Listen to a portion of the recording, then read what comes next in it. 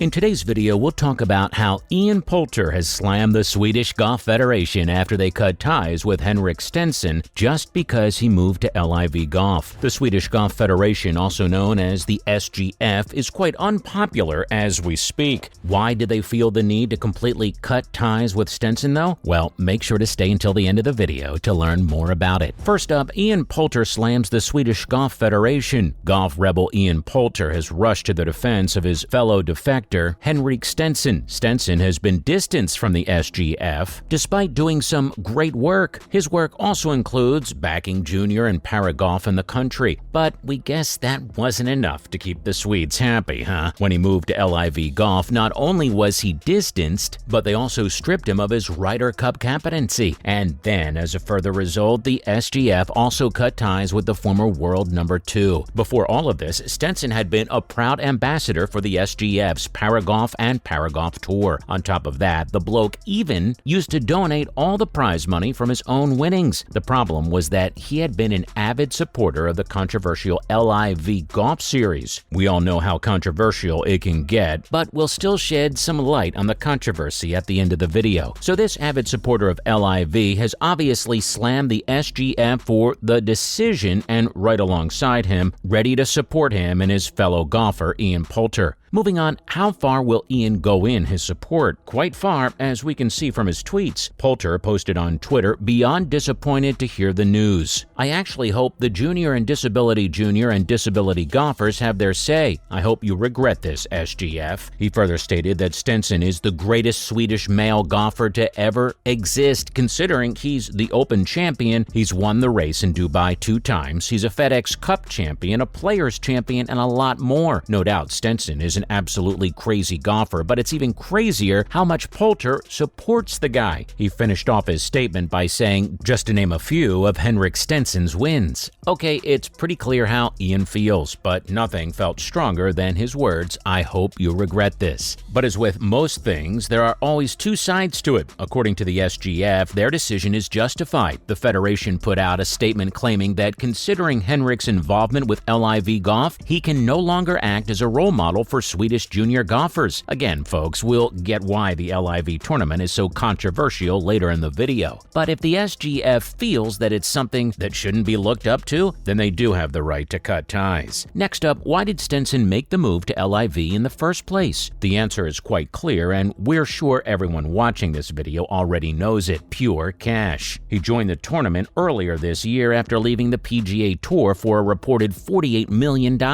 This switch resulted in him being dropped as Team Europe's captain for next year's Ryder Cup, with Englishman Luke Donald replacing him. He was then also suspended from the PGA Tour events along with other LIV. The Swede, who won the Open Championship in 2016, admitted that the move to the LIV Golf Series was made in part due to the finances involved, and it makes sense. Stenson also seemingly justified that decision by winning the 3rd event of the Breakaway Tour at Bedminster, and with it, a $4 million first prize. He also won a share of the winning team's prize, which was $1.5 million.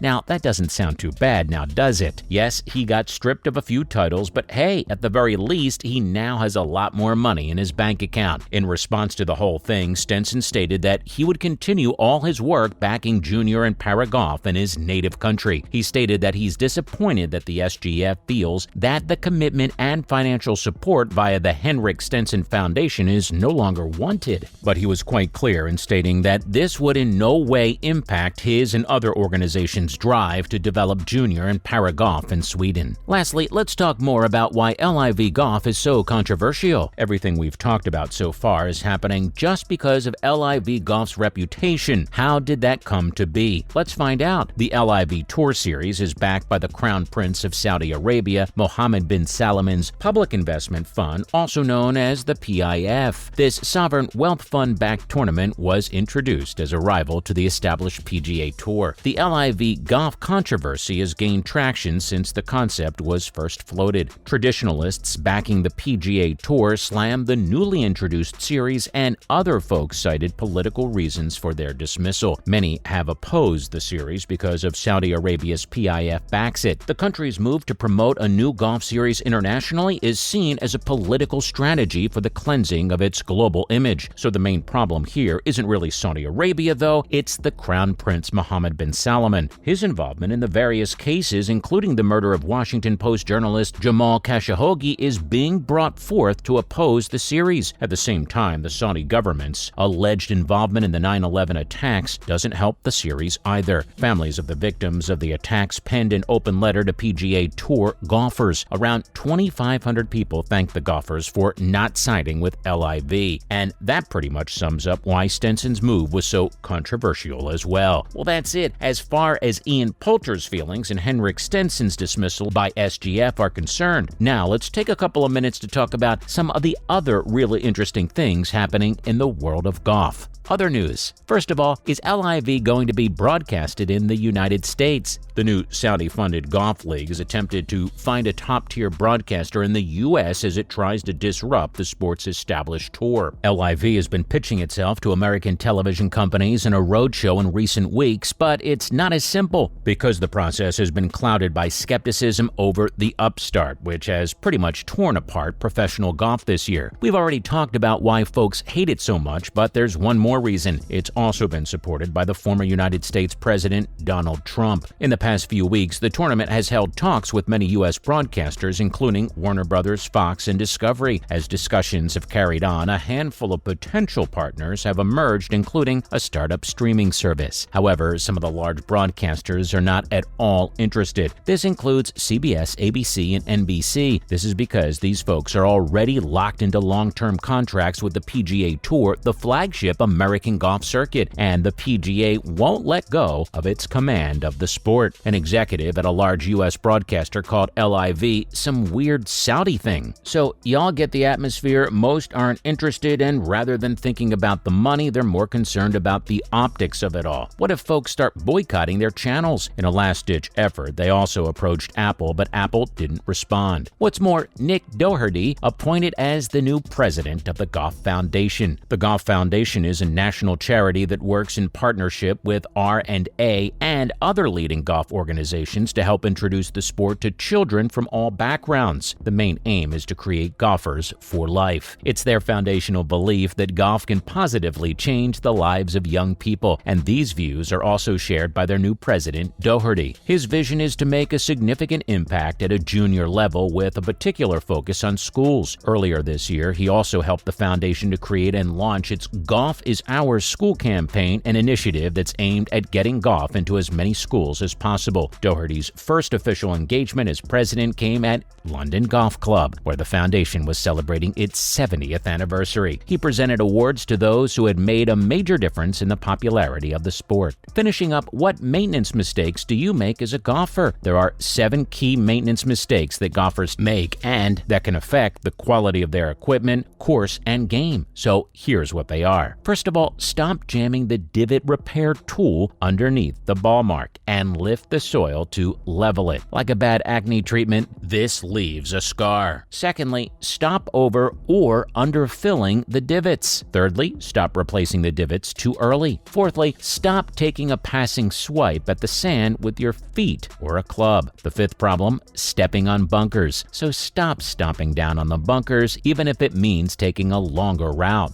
Number 6, don't leave the flag stick leaning. This can damage the edges of the hole. Lastly, stop removing the balls from the cup without removing the flag stick. This can damage the flag and the cup. Remove the stick first and then retrieve the ball. Well, that's a wrap for this video. Do you think the SGF is being a little too harsh on the guy? Comment down and let us know. Don't forget to give this video a thumbs up and subscribe to our channel for more, and we'll see you in the next one.